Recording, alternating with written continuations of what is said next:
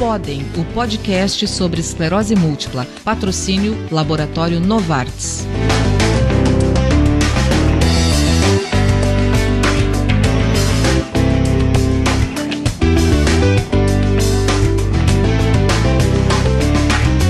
Olá, caros ouvintes. Eu sou Erenice de Oliveira e este é o Podem, o podcast sobre esclerose múltipla. Esclerose múltipla? Mas o que isso significa? Para explicar esses e outros conceitos e ainda contar um pouco de como vivem e convivem os pacientes de esclerose, eu e mais uma equipe bem bacana vamos contar durante os episódios várias histórias muito legais. Toda esta primeira temporada do Podem tem o patrocínio do Laboratório Novartis. Eu tenho aqui ao meu lado a minha parceira Márcia Denardim, que também é uma esclerosada e uma das criadoras deste projeto. Ela vai apresentar o nosso convidado neurologista deste primeiro episódio, que tem como tema esclerose múltipla. Você já ouviu falar? Tudo bem, Márcia? Olá, Erenice, tudo ótimo? Pois é, eu convivo com a esclerose múltipla, a nossa EM, há 15 anos e posso te garantir que de lá para cá a minha vida mudou, e mudou muito. E em alguns aspectos para melhor, muito melhor inclusive, né? E durante essa temporada do Podem a gente vai conversar muito sobre tudo isso. E nesse primeiro episódio nós teremos um convidado médico para lá de especial. Ele é neurologista, especializado em esclerose múltipla e tenho certeza de que irá esclarecer todas as nossas dúvidas, principalmente aquelas iniciais. Seja bem-vindo, Ricardo Pereira Gonçalves. Tudo bem? Olá, Márcia, Erenice, ouvintes. É um prazer estar presente hoje aqui nesse pontapé, né? Em relação ao podcast, eu acho que o Podem vem para ajudar muito e trazer a esclerose múltipla também para uma área ainda numa rede social que eu acho que está faltando. Então, assim, é um prazer muito grande estar presente hoje aqui para a gente poder conversar um pouquinho a respeito da esclerose múltipla. Um nome assusta, mas a gente vai desvendar ele ao longo da nossa conversa. Que bom, muito bem-vindo, Ricardo. Então, de acordo com a Associação Brasileira de Esclerose Múltipla, a ABEM, a esclerose múltipla é uma doença neurológica, crônica e autoimune. Ricardo, tu poderias explicar melhor essas definições? Neurológica, crônica, autoimune? Assusta, né? Uhum. É muita coisa. É terrível. A esclerose múltipla, sim. Doença neurológica porque ela é eminentemente do sistema neurológico, ou seja, ela é uma doença que vai afetar o nosso cérebro e a nossa medula, causando sintomas, que mais adiante a gente vai discutir a respeito. Crônica. Por que crônica? Porque é uma doença que não tem cura ainda. E por não ter cura ainda, ela é uma doença que cronifica. Ela apresenta evolução ao longo do tempo, né? Então é uma doença que a gente tem que conviver durante a vida. Inflamatória também é uma doença que é causada por autoimunidade. O próprio organismo acaba atacando o próprio organismo. Células especializadas acabam vendo algo estranho, vendo algo de estranho em algo que não é estranho, e acaba levando a essa alteração. Então, ela é uma doença que tem que ser acompanhada ao longo do tempo, né?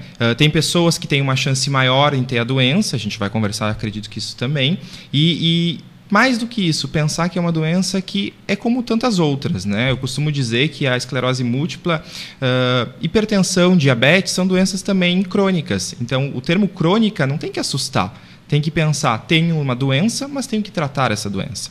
Autoimune também assusta, as pessoas quando recebem esse diagnóstico assustam por ser autoimune, mas nós temos tantas doenças autoimunes como o hipotireoidismo, como o lúpus, entre outras, que já estão no nosso convívio há mais tempo, conhecidas há mais tempo, e que a gente também já tem um contato melhor com elas e também vamos trazer esse contato melhor com a esclerose múltipla.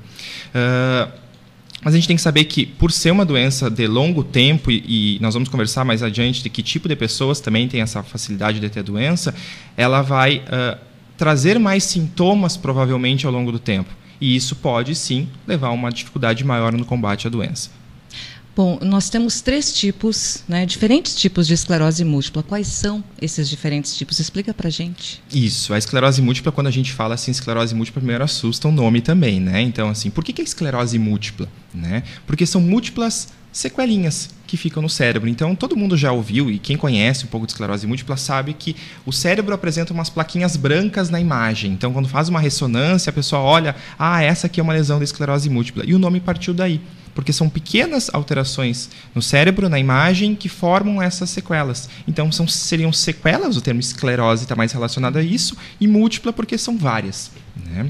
E dentro da esclerose múltipla, nós já tivemos algumas classificações ao longo do tempo. Então, antigamente, nós tínhamos 4 tipos de esclerose múltipla, subtipos, digamos assim, e hoje, na última atualização que foi feita, se não me engano, em 2013, nós tivemos 3 subtipos classificados.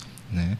O mais comum, que é a esclerose múltipla remitente recorrente, é o nervo mais comum, a MRR, aquela esclerose múltipla que está no nosso dia a dia. Mais de 80% das pessoas que têm esclerose múltipla se apresentam com esse termo.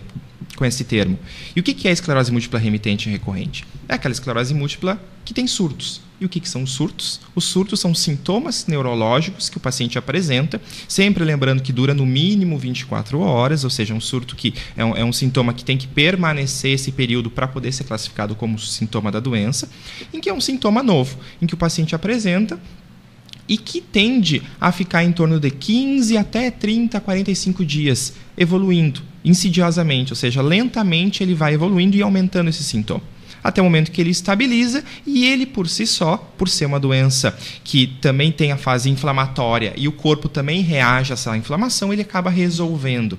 Então, mesmo com o médico ou sem o médico, ele acaba tendo uma recuperação do surto que ele apresenta. Então, esta é a esclerose múltipla remitente recorrente, que o paciente apresenta o surto e melhora do surto.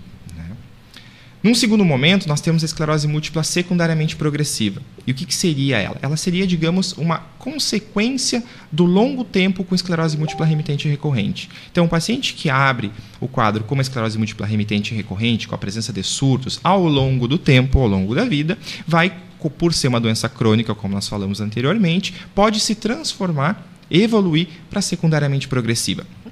É uma pergunta, é uma sequência, obrigatoriamente vai chegar nisso ou não? Não obrigatoriamente vai chegar. Antigamente, na época que não tínhamos tratamento, na era pré-tratamento, a chance de chegar numa secundariamente progressiva era muito grande, porque os pacientes apresentavam a doença do ponto de vista inflamatório muito forte do início, ao mesmo tempo que já tínhamos uma neurodegeneração, ou seja, a doença já é degenerativa também desde o início dela, mas com uma fase inflamatória maior. Com o passar do tempo, nós tínhamos dados 10, 15 anos, mais da metade dos pacientes iam evoluir para secundariamente progressiva. Hoje, com os tratamentos que nós temos disponíveis, a gente consegue ver que nesses 15, 20 anos, é muito menor a porcentagem de pacientes que evoluem. Só algumas pessoas acabam evoluindo. Espera-se sim que com o tempo, e muito tempo, é muito novo. Se nós formos pensar em relação à esclerose múltipla, nós temos tratamento há 25 anos.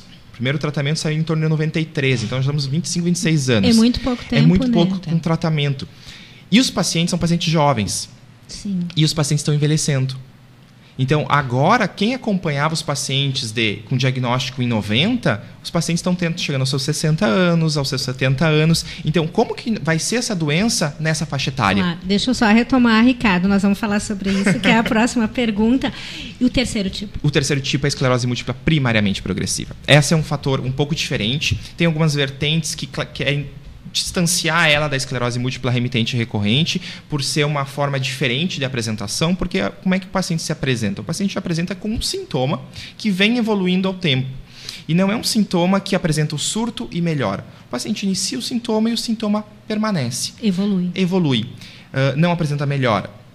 Nós temos critérios bem típicos para a esclerose múltipla primariamente progressiva, assim como para as outras duas, que é o sintoma pelo menos 1 ano em evolução, sem melhora, com lesões específicas na ressonância e que também não tenha nenhuma outra doença que justifique. Porque sempre lembrando que a esclerose múltipla é uma doença de exclusão. Nós não temos nenhum exame confirmatório, a não ser o neuropatológico, que seria fazer uma análise patológica do tecido cerebral, que a gente acaba não fazendo porque não tem necessidade, né? E também um diagnóstico diferencial, ou seja, tem outras doenças que podem mimetizar sintomas da esclerose múltipla, assim como a esclerose múltipla pode também mimetizar sintomas, ou seja, simular sintomas de outras doenças. Não tem um marcador? Não temos ainda um marcador específico da doença. Temos uma série de critérios que, a partir desses critérios, nós conseguimos fechar o diagnóstico. Então, falando dos 3 tipos, só para relembrar, esclerose múltipla remitente recorrente, surtos e melhora, secundariamente progressiva, que seria aquela consequência, digamos assim, da remitente recorrente ao longo do tempo. Por isso secundária. Por isso secundariamente progressiva, e a primariamente progressiva, o sintoma que inicia acaba não melhorando e tem uma progressão maior da doença. Por isso primária. Eu aproveito então que tu estavas falando de pacientes. Os pacientes, na sua maioria, em geral, são jovens e mulheres, entre mais ou menos 20 e 40 anos. Por quê, Ricardo? Exatamente. Doença autoimune. Doença autoimune, se nós formos pegar, pega mais em mulheres. Então, Sério? são mulheres. Então, mulher tem mais um critério. Mulher, assim, é um ser que deve ser investigado. Eu concordo plenamente. Exatamente. Então, assim, as doenças autoimunes são mais comuns em mulheres. Então, se nós formos explicar hipotireoidismo, lúpus, artrite reumatoide, todo mundo conhece, e a primeira pessoa que vem na cabeça é uma conhecida, mulher. Né? Homem é mais difícil ter uma doença autoimune. Ainda não sabemos o porquê exatamente. Talvez questão hormonal, outras questões envolvidas. Jovens é uma doença de jovem, é uma doença de adulto jovem, idade de trabalho, aquela pessoa que está em alta produtividade. Isso assusta. Né? Porque quando a gente pensa no termo esclerose múltipla, esclerose, ninguém vai pensar em jovem. Já é pavoroso, né? E ninguém vai pensar em jovem. Sempre a gente vai pensar em esclerose em paciente vovô, paciente que tem um Alzheimer, que não tem exatamente nada a ver com a esclerose múltipla, né? A doença de Alzheimer, mas isso assusta. Então é uma doença jovem. A gente tem muito que esses critérios, eles já foram os primeiros critérios clínicos da doença. Nós pensamos em que seria de 18 a 50 anos da idade. Aí foi diminuído para 20 a 40 anos da idade a forma de maior apresentação. Hoje é muito comum termos crianças, né? Eu conheço casos já a partir dos 4 anos da idade com diagnóstico de esclerose múltipla. E por que isso? Sempre existiu, agora está sendo diagnosticado. Então, eu acredito que sim, a maior porcentagem dos pacientes é sim em torno dos 20 a 40 anos, dos 20 aos 40 anos, o início do quadro da doença, mas jovens já apresentam e também não é proibido ter acima dos 40 a 50 anos de idade de esclerose múltipla. Isso não significa, né, que por ser uma doença autoimune que geralmente as mulheres são a sua maioria, né, que não possa atingir os homens e chegar quando as pessoas estão mais velhas, né? Tu falou agora da criança, mas se faz diagnóstico também em pessoas com mais idade? Explica pra gente. Se faz. É difícil, porque já é difícil fazer em adulto jovem. Em idoso, acima dos 50 anos, não é idoso, mas acima dos 50, que foge um pouco da curva da normalidade em relação ao diagnóstico de esclerose múltipla, é mais complicado. Não vai se pensar nisso. Tem que ser pensado hoje, mas não é a primeira causa. Nós temos várias outras doenças, e aí doenças do ponto de vista vascular, por exemplo, o AVC, outras doenças do ponto de vista neurodegenerativo, que podem ser a causa acima dos 50 anos da idade. Então, a esclerose múltipla entra como um fator de diagnóstico diferencial, tem que ser pensado, mas não é a primeira hipótese. E é muito comum pessoas acima dos 50 anos terem um sintoma neurológico e procurarem, porque hoje a esclerose múltipla ainda bem é bem conhecida e nós já conseguimos difundir muitos sintomas que apresentam, como são as apresentações de tantas variáveis que pode ter em relação à doença, e as pessoas vêm achando que tem esclerose múltipla. E muitas vezes um laudo de uma ressonância magnética pode vir com diagnóstico, e aí tem que ser conversado e explicado para a pessoa que pode ser, mas que não é o comum. Então uma vez um grande professor meu sempre falava, pense complicado, mas haja no comum, porque a grande parte das doenças são doenças comuns, o complicado é pouco. Então nós temos que pensar complicado, temos que pensar em diagnósticos diferenciais, mas temos que ir pelo mais comum, porque é provavelmente que vai se apresentar. Então, e homens também, muitas vezes os homens não reclamam. Né? O homem só chega procurar um médico ou procurar um hospital quando está realmente quase morrendo, né? E isso também chama atenção, porque muito pode ser deixado para trás dos sintomas que não se apresentaram e pode se tardar para fazer um diagnóstico. Então, sim, o homem tem que pensar que também pode ter esclerose múltipla. Drops do Podem. A fadiga é um dos sintomas mais comuns da esclerose múltipla. Ocorre em cerca de 80% das pessoas. Pode interferir na capacidade de uma pessoa funcionar em casa e no trabalho, e é uma das principais causas da saída antecipada do mercado de trabalho. A fadiga pode ser o sintoma mais proeminente em uma pessoa que, de outra forma, tem limitações mínimas de atividade. Ricardo, sabemos que muitos são os fatores que interferem em todo o processo do tratamento da EM, né? Vamos chamar assim. E o diagnóstico, às vezes, demora para chegar. Bastante. Tem alguns aspectos que já são levantados, como os fatores ambientais, que apontam alguma relação com os vírus do sarampo e da herpes, assim como os traumas físicos e emocionais que podem influenciar nesse processo. Fala um pouquinho disso para a gente. A questão do demora para diagnosticar, essa é a grande batalha que nós temos em relação ao diagnóstico para a doença. Estudos do passado mostravam que demorava em torno de 5 a 10 anos para o diagnóstico da esclerose múltipla. Primeiro porque a própria parte médica não conhecia a doença. Né? Então, se nós vamos considerar os tratamentos há 25 anos em relação à doença, nós estamos conhecendo mais a doença agora. Também, conhecendo também os fatores que causam a doença. Ainda não sabemos qual é a causa principal de esclerose múltipla. Diversos fatores, como tu comentaste, são possíveis causas da esclerose. A gente sabe que o meio ambiente, os fatores ambientais são fatores importantes. E nós vivemos numa região em que, sim, há uma alta prevalência da doença pelos fatores ambientais que nós temos aqui. A demora no diagnóstico, hoje, ela já está menor. Então, hoje o paciente já tende a reconhecer, porque já conhece algum amigo, já conhece alguém que tem a doença, já se levanta essa hipótese e ele já chega no médico com essa hipótese. Isso ajuda também ao diagnóstico, ajuda a acelerar o diagnóstico. Os meios que nós temos hoje para diagnóstico, o acesso à imagem, o acesso a exames laboratoriais, a exames licóricos e procurando especificidades da doença, nos ajudam a um diagnóstico mais precoce. O diagnóstico mais precoce simboliza um tratamento mais precoce e uma melhora em relação ao tratamento da doença e a melhora do paciente. Então, eu costumo dizer para os pacientes assim, que muitos vêm procurando assim, doutor, por que eu tenho isso? Isso faz parte da fase do luto. Toda doença, toda perda de alguém faz parte de uma fase de luto, que é a fase da negação, a fase até o momento da aceitação, o que eu vou fazer agora. Mas tem pessoas que demoram um pouco mais para chegar, tem pessoas que vão mais rápido. Vamos de novo, espera mais um pouquinho. Tu falaste em fatores ambientais aqui da nossa região, nós estamos falando direto de Santa Maria, no Rio Grande do Sul. Frio, calor. O calor é um assunto importante que todo paciente com esclerose múltipla que está ouvindo agora já deve estar pensando, o calor. Né? Que horror, calor. Porque o calor ele não é um fator que desencadeia a doença, mas é um fator que tende a aumentar a fadiga, o cansaço, que também nós vamos comentar mais adiante. E isso deixa um sintoma mais evidente da doença. Então, o calor é um fator que tende a deixar mais o sintoma evidente. Nós temos, sim, o sol como um fator de ambiente também que pode estar relacionado como uma das causas, a vitamina D, deficiência de vitamina D, que nós sabemos que é um grande assunto ainda, que deve ser comentado em esclerose múltipla. Renderia um programa só sobre isso. Acredito que uns 2, 3 ainda, se nós fôssemos falar bem da vitamina D. Mas ela está envolvida no processo inflamatório. Estando envolvida no processo inflamatório, ela sim está envolvida na doença. O que nós sabemos hoje ainda sobre a vitamina D seria que ela tende a aumentar a chance de um surto da doença e não desencadear e ser a causa da doença. Então, é um fator que nós temos que podemos conversar isso também. Mas os fatores ambientais que nós mais temos, assim, onde é que mais tem esclerose múltipla? O continente europeu. São pessoas, normalmente, do norte da Europa que têm fatores... Se nós aqui no Brasil temos uma média de 15 a 16 pacientes para cada 100 mil habitantes, na Europa isso passa de 100, 200 pacientes no norte europeu. A Itália também é um fator que tem muito paciente com esclerose múltipla. Se nós formos pensar na nossa colonização aqui no Rio Grande do Sul, são basicamente italianos e alemães. E isso traz muito aumento da chance de ter a doença, também por esses fatores ambientais e fatores de descendência.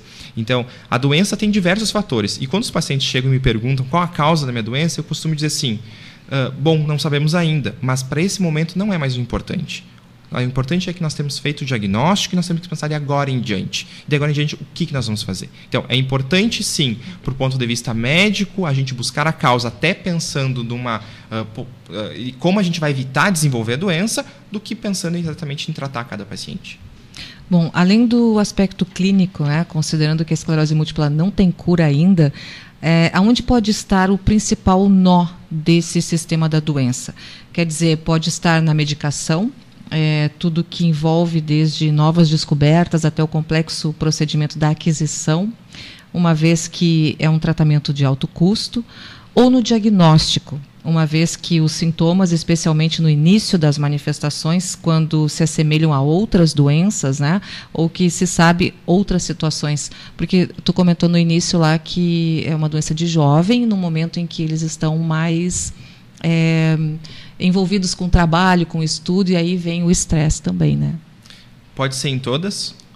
Pode. Todas as alternativas anteriores. Sim, eu acho que o nó no tratamento, no diagnóstico, tudo isso te falaste. Então, nós temos dificuldade em reconhecer a doença, nós temos dificuldade em buscar auxílio médico. E no momento que busca auxílio médico, bom, vamos pensar do ponto de vista privado ou convênio. É mais fácil. Né? Nós conseguimos sim ter uma busca, talvez, por profissionais que já têm um conhecimento maior em relação à esclerose múltipla e sim vão encaminhar de uma forma mais rápida a procura pelos exames, esse diagnóstico diferencial, mas nós vamos pensar também em Sistema Único de Saúde. Bom, nós conhecemos como é que está o nosso padrão de saúde no país. Então é difícil. Um paciente que chega para fazer um diagnóstico de esclerose múltipla, muitas vezes ele cai na mão de profissionais que não têm conhecimento em relação a essa doença. Não que eles tenham a obrigatoriedade de saber sobre a doença, porque é uma doença específica do ponto de vista neurológico. É a mesma coisa do ponto de vista reumatológico, do ponto de vista cardiológico, são doenças específicas.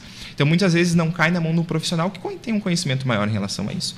Até chegar ao diagnóstico, que nem eu falei antes normalmente demorava se passar em torno de 6, 7 médicos até o paciente chegar no médico correto para fazer um diagnóstico correto.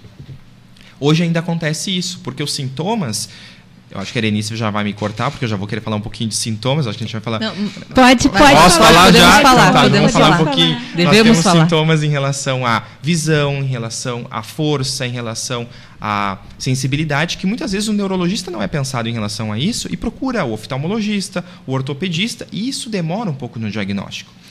O acesso ao exame, um exame caro, a ressonância magnética não é um exame barato ainda no nosso país. Então, demora-se também a isso. Se nós formos entrar em relação, bom, fizemos o diagnóstico, demoramos aí nossos 3 anos para fazer o diagnóstico, vamos tentar a medicação. Que medicação?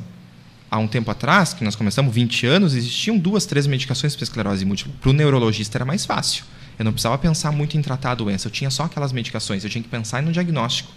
Hoje, mais de 14 medicações já estão aprovadas no país para esclerose múltipla. Comparando com o resto do mundo, o Brasil está muito bem em relação às medicações que nós temos aqui disponíveis. Só uma medicação disponível fora que ainda não chegou no Brasil, que a gente espera que chegue ano que vem. Então, nós estamos muito bem. Nós temos um protocolo clínico que ele avalia bem os pacientes, ele pode estar engessado, muita gente defende que ele está engessado e que atrapalha um pouco em determinadas doenças mais ativas em determinados pacientes, mas também a gente tem que pensar que temos possibilidades de usar essas medicações. Então, pedir a medicação pode demorar. Então, a Márcia aqui conhece bem, já tem a doença há algum tempo e sabe muito bem os problemas que nós temos no acesso à medicação. E isso atrapalha também.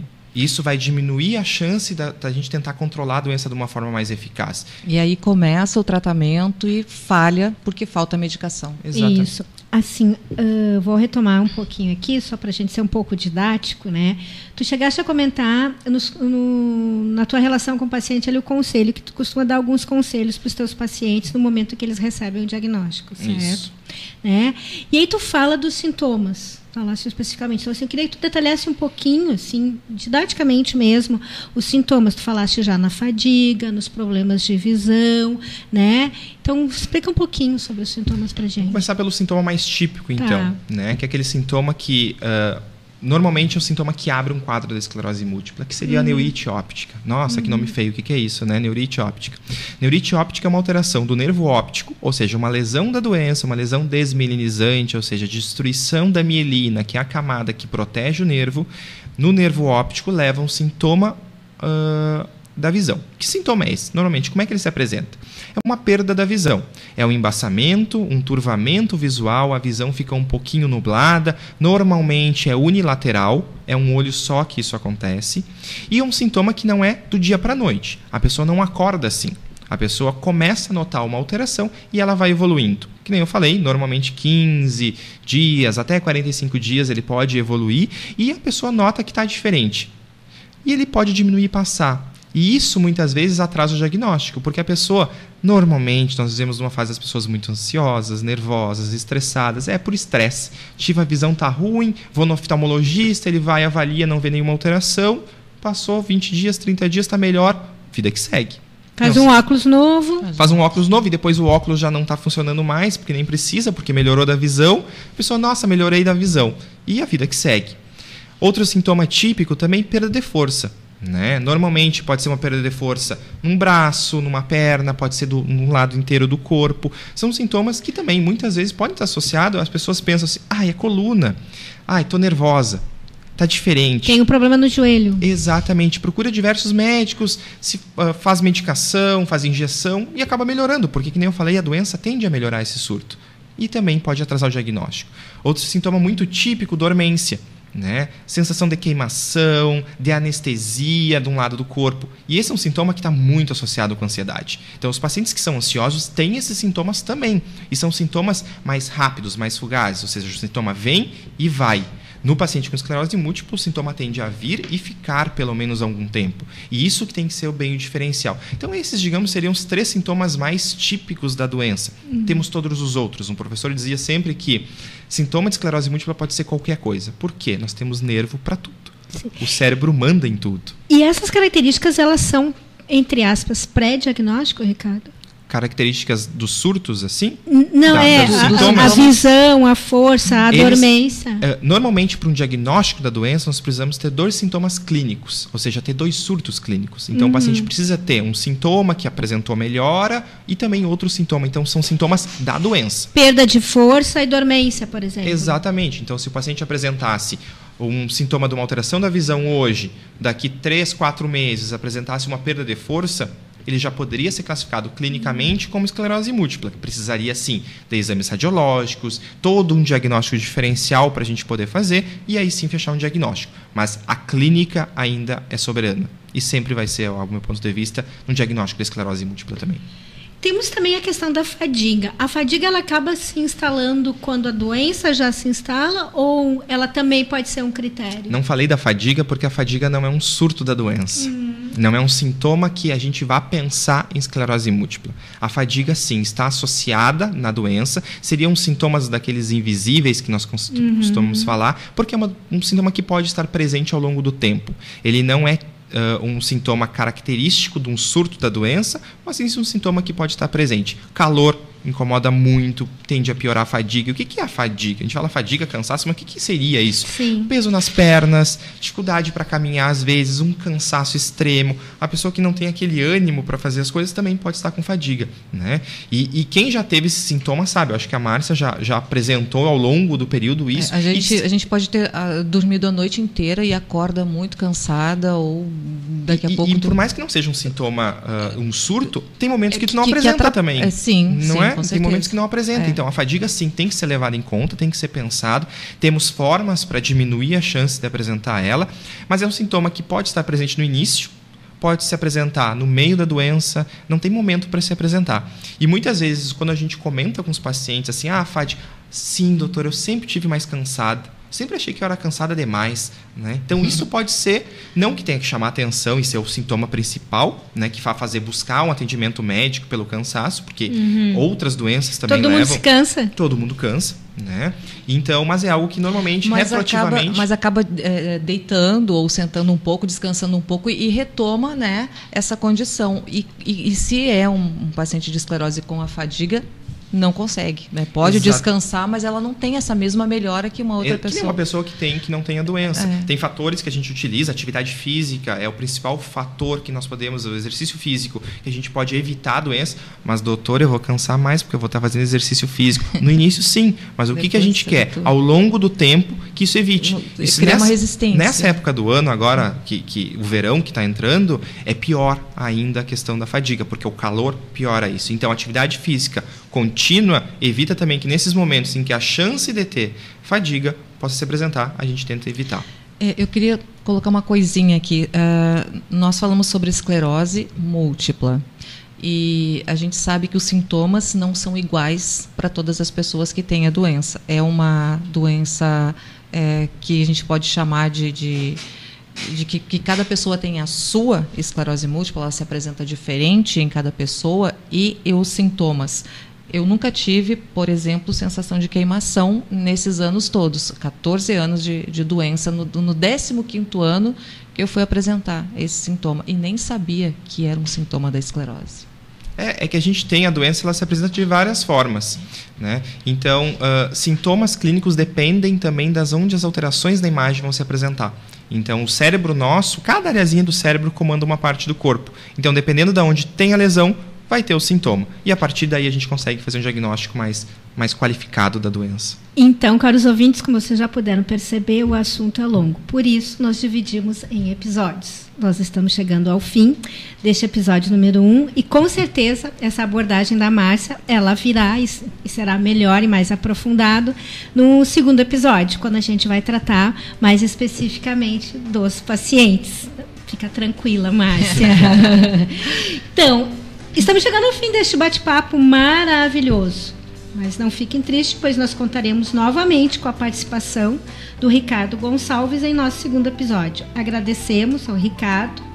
Gostaria de acrescentar alguma coisa, Ricardo? Eu acho que parabenizar pela iniciativa, porque levar informação, a gente já comenta, eu já conheço a Márcia há um bom tempo e a gente já tenta levar informação em relação à esclerose múltipla há um bom tempo, e eu acho que quanto mais a gente levar, melhor.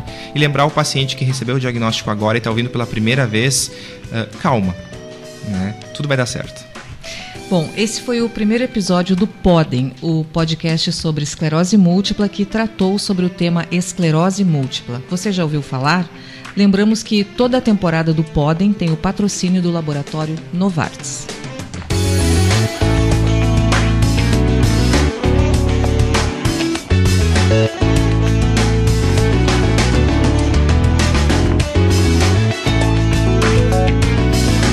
Acabamos de ouvir Podem, o podcast sobre esclerose múltipla, patrocínio Laboratório Novartis.